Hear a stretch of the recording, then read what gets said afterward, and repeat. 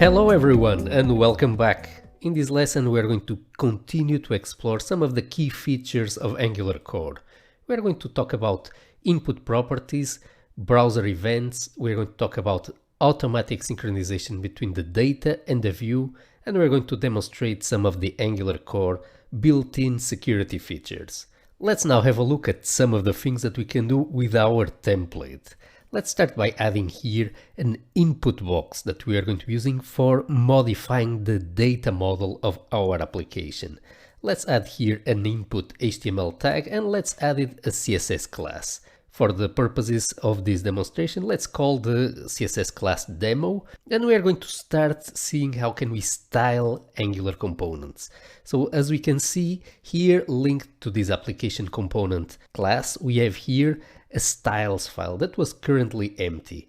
We can use it here to define a series of styles that are only going to be visible inside our application component. Let's quickly add here some styles, and we will be covering Angular component styling in detail later in this course. Right now, let's simply add here a simple HTML selector that is going to select us an input field with class demo inside this particular component. And let's add here a couple of very simple styles. So I'm going to paste in here just a couple of styles so that we can see better the input on the screen. Now that the styles are applied, let's go back here to our template and let's link our input data, which is available here under this data object, to this input field. In order to do that, we can, for example, use here the value property. So if we add here a string hard-coded, this is just like a plain input HTML. We can see here that the text that we pass here to the value property gets reflected here on the screen. Now, if we want to pass it here our data title property, we need to use the following special Angular syntax. And the fact that we are surrounding it with brackets is going to tell Angular that the content here of this string is no longer a plain string. This will instead become an expression. So we can paste in here inside this value property the value of the data.title expression. If we hit Ctrl S, we are going to see that we now get here on the screen the title of the course. As we can see, this input property syntax that we have here is how we can pass data to the template. We could also pass here to the value property using this input property syntax a plain string. So in order to do that, we would need to surround here the string in quotes. If we now hit Command S, we are going to see that we get here again this hard-coded string. This is sometimes used, but if we want to pass in a plain hard-coded string, we can simply use plain HTML for that. There is no need to use a special Angular syntax. The Angular input property syntax is useful really in the case where we want to pass in some data that is available at the level of the component class. Let's see what else we can do with the Angular template syntax. Another thing that we can do is handle browser native events. Let's say that, for example, we have here a native click event that we want to detect whenever we click on the Angular shield. And in response to that, we would like to display an alert box to the user. We can do that in the following way. We need to handle here at the level of the image the click event, and for handling events we have the round braces syntax. And we are going to specify here what event exactly we want to handle, in this case the click event, and on response to the event we need to specify here an expression that is going to tell Angular how to handle the event.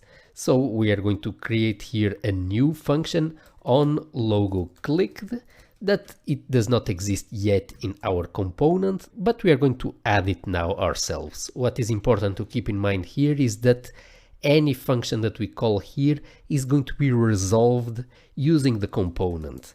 So this function here is going to be called, and here we can add any logic that we need that will respond to the click. So in this case we are going to add here an alert box, hello world. Let's have a look at this in action.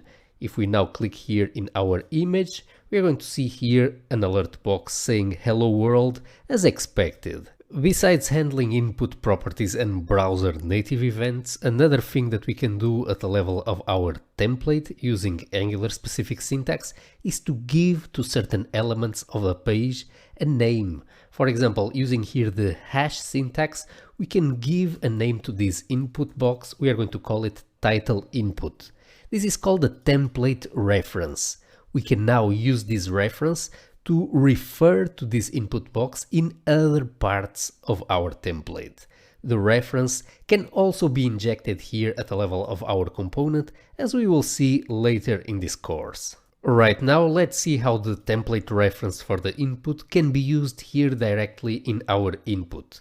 We're going to start by detecting here the keyup event at the level of this input. And in response to this keyup event, we are going to call here the onKeyUp method. This method is going to be added here to our application component. What we want to do is to pass to this method that we are calling here the current value of the input box. So as the user types here in our input box, we want to be able to pass the new value to the component.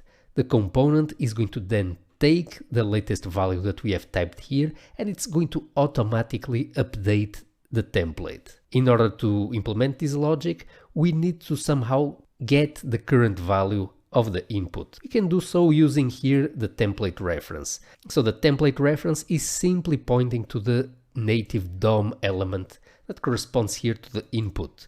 So if we call here the property value, we are going to be accessing the current value of the input. Now at the level of our component, we have received here the new title that we have just passed into the call to onKeyUp, and we are going to be able to use it to modify the model of our application.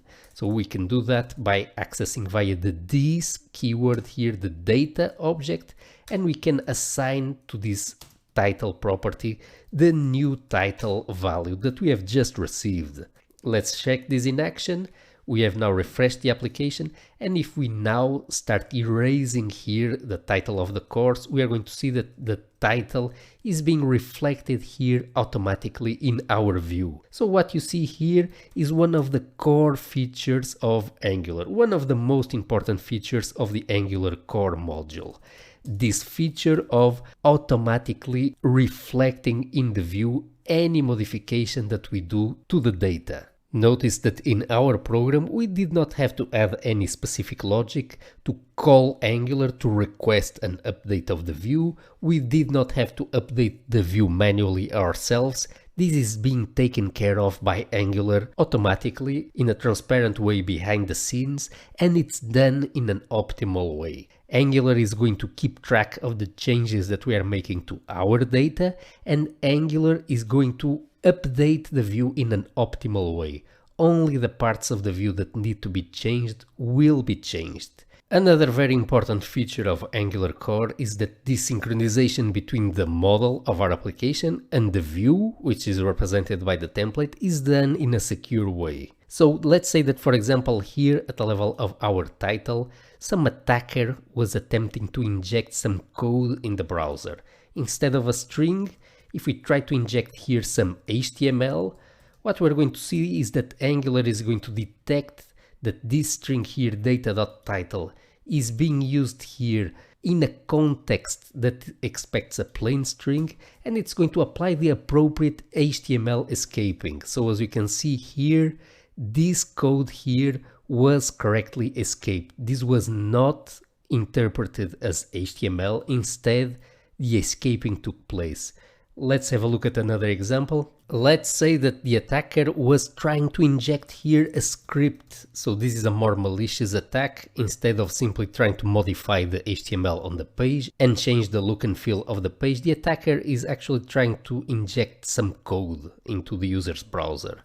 Let's try, for example, to open here an alert box, which is a common way of simulating an attack. If we try to inject this string here in our template, take a look to see what happens. Again, this was not interpreted as JavaScript. We did not see here an alert box. Everything was escaped, and we can see here the script tag on the screen. Notice that we did not have to do anything special to benefit from this security protection. This is all built in by Angular and it's completely transparent to the application developer. Let's then summarize what are the key features of Angular. We have the ability of defining our own custom HTML tags and extend standard browser functionality. We have also a way of clearly separating in our application the data or the model of our application from the view, which is our template. And we have here a component mechanism that coordinates the interaction between both things. We also have a built-in change detection mechanism, which is completely transparent and that automatically synchronizes the data with the view. We don't ever have to write code again that does this synchronization manually. This is done automatically. And last but not least, the update of our view with new data is done in a secure way, as we have seen. So if we simply fetch data from the backend and provide it here to our component, we are sure that our application will not suffer from many of the common security attacks that typically this type of applications are submitted to. And these, in a nutshell, are the main features of Angular Core. This is what a web framework gives us out of the box. In the remainder of the course, we are going to explore in detail all the options that we have available for building our own custom components. So that's exactly what we're going to do next. We are going to build our own custom Angular component from scratch.